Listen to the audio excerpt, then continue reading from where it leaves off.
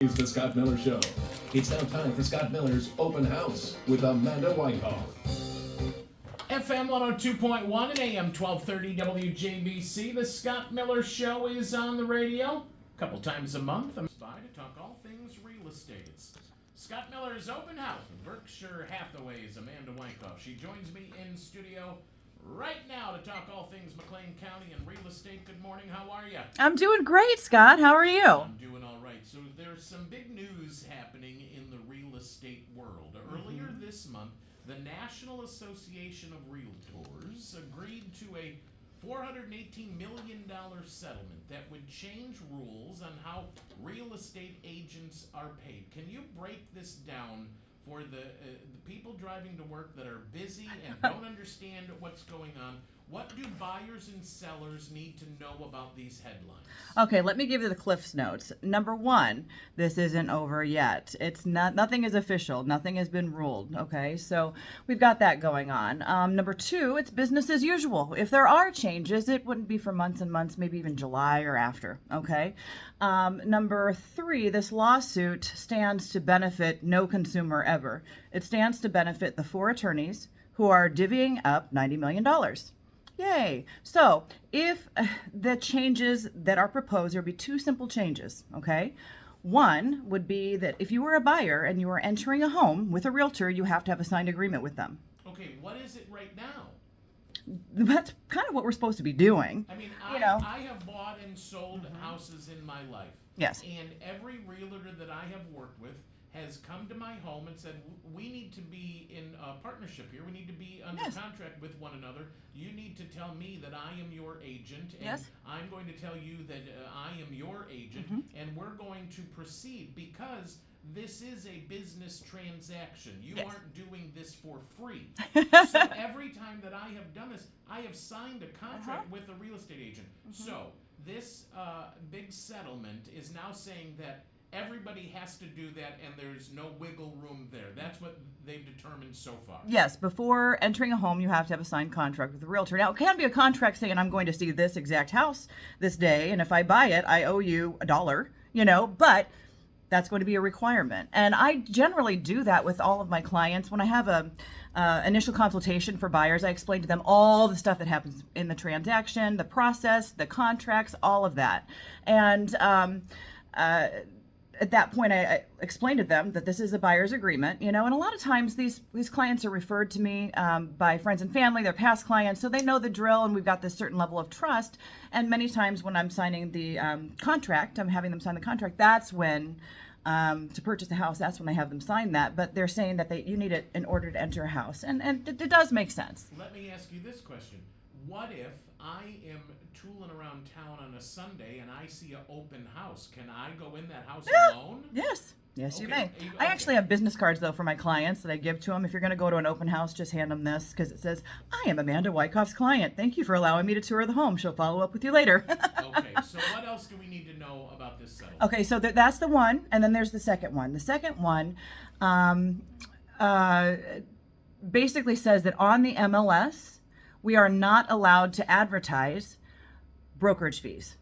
Okay, so buyer's agents typically, let me tell you how I get paid as a buyer's agent. When a listing agent signs a contract, okay, they sign it for a certain percent, and in the MLS, we dangle a carrot of a certain percent that we're offering the buyer's agent in order to bring us a fantastic offer. That's how it works. They're saying that we cannot advertise that on the MLS. It doesn't say that commissions are going away. That's what the headlines are saying. It says we cannot advertise on the MLS. That's it. You know me well enough over the last year and a half that I look at real estate every day of my life. I have never once paid attention to nor considered what any of that mumbo jumbo said. Now, the mumbo jumbo is putting money in your pocket, but I know that if I'm working with you, you're not doing this for free. So I'm looking at the structure of the house and the roof and the walls and the water, and is there a leak, and is the foundation okay, and do I have to rip out carpet, and that's what we're looking at too. So, but I know you have to make money to buy and sell houses. Nobody's doing it for free. So the fact that it may have been advertised that you are getting a certain percentage or you're offering a percentage to somebody else to bring you a buy, I don't care. And you know what? Here's what's really messed up about it is some of these headlines are saying that you don't have to pay a buyer's agent anymore as a listing agent. Okay. Well, number one, you're paying, or as a lister, as a home owner, right? Number one, you're paying your listing agent, and that listing agent is through that offering a certain sum. That's how it works.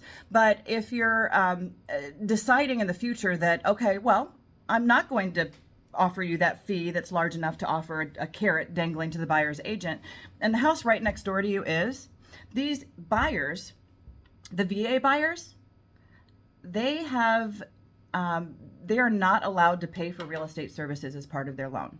Okay. As part of their benefit, and they've earned this benefit. Okay.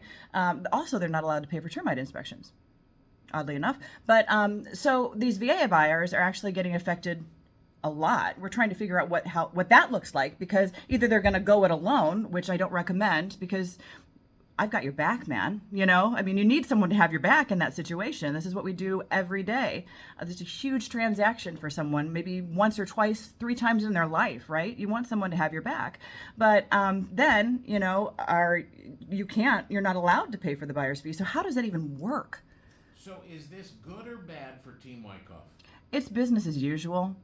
It really is. I think it's business as usual for all of us. I think there's some people who are misinformed. And because all of the misinformation is going everywhere, the National Association of Realtors is going to be coming out with a major statement and kind of a Cliff's Notes thing for the consumer and for the agents. My husband's actually on the National Association Board of Directors. He's up in Chicago right now, and they're formulating that. But it's really just business as usual. The misinformation has just gotten way out of hand. The sky is not falling.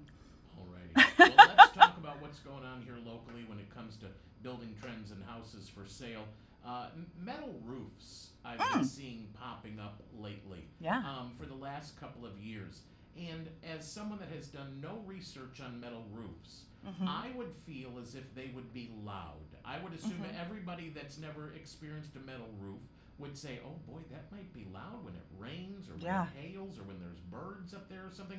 What do you know about metal roofs, and are they something that's sought after? Well, you know, they can be because they're very durable, okay? But I think that there's a certain barrier you put in between, you know, the sheathing and the metal to make a sound barrier if you're putting that on. I, as a builder, have never put one on. I know my husband has. I'm going to have to ask him what exactly he puts in between there. But all the metal roofs that are newer that I've been in, you know, I can't hear it when it rains. Yeah, I mean, people are going bold colors too. They are. Bold colors. They really, really are. Now, another thing that I'm on the fence about, solar panels. Because they're okay on the back of the house if they're not seen, but they really do affect the curb appeal. But they're such a great thing, you know, as far as energy efficiency and whatnot. I mean, that seems like it's a trend that's picking up, and there's certain incentives that the state is offering for you to add solar panels to your house. I'm just wondering how that's going to look for resale value. I had someone several years ago put solar panels on their house, and they did this grant through the state of Illinois, never got paid back on it. They kept on filing the paperwork, and then they went to go sell their house, and they had to pay back that grant, so they were underwater. So I want to see how it works, and I know there's incentives. I hope they've gotten better, but anytime you're, you know, dealing with government, sometimes things get a little slow. Last time you were in here, we chit-chatted about trends. You went and you saw some teal toilets, some teal sinks, and teal tubs. Another big thing that over the last 5-10 years has been barn doors. Barn doors to separate master bedrooms, barn doors for closets, barn doors for bathrooms. I'm not a barn door guy, but there are a lot of people that enjoy the barn door look. I understand why it's kind of fun and cool. It's nothing I want in my house. Is that something people need to consider before or listing their home? Like, hey, we should probably take the barn doors down and just put up a traditional door because it may not be for everybody? Or how do you feel about that? Well, it depends on the location in the house, I would say. I mean, if it's, you know, the powder room bathroom that is next to the kitchen, you want to probably put a door on there. But I see it still being popular here in Bloomington Normal. I don't see it fading that quickly, but nationally, I think it's kind of overstayed its welcome just a little bit. People love them or they hate them, you know. They're easy to remove, even if you buy a house with one. Yeah, You just, it's no big deal. Right. I saw the best application of the barn door type of look on a property 4 years ago. I was selling a house in Royal Links, and oddly enough, they had been renting after I sold their house, renting for the past 4 years. And over the weekend, I finally found the house for them. Woohoo! But she's an artist, and she had this beautiful painting in her bedroom, but it was on a slide, you know, like a barn door was. And I thought, that's curious. It was a very large piece of art. It looked beautiful in the room. And then she said, okay. I said, what exactly is this? And she pulled it aside, and you know what was behind it? What? A television. So to hide the TV? Yes. Art. Yes. That's what I love. I like that. I do too. All right. How many houses are for sale right now? Do you know any numbers? Single family homes, 90. There's 90 homes on the market right now.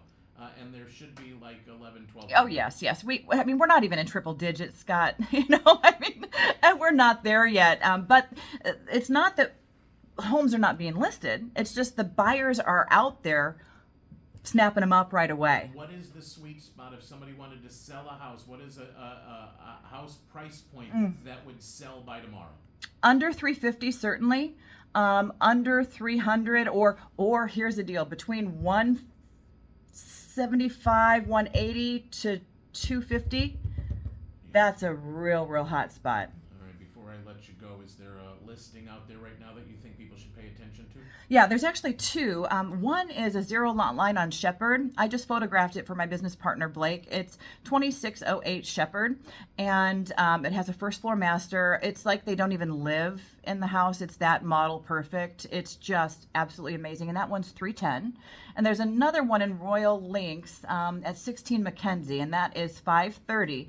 And that one, even if you're not in the market for a house, you should go online and take a look at it because it is the most unique floor plan.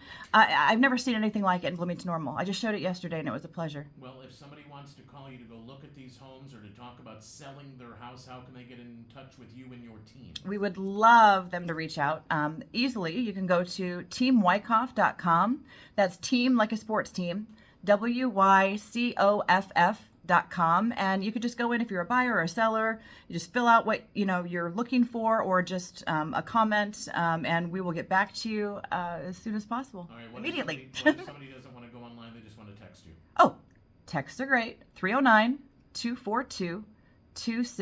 All right, Amanda Wycoff, good to see you.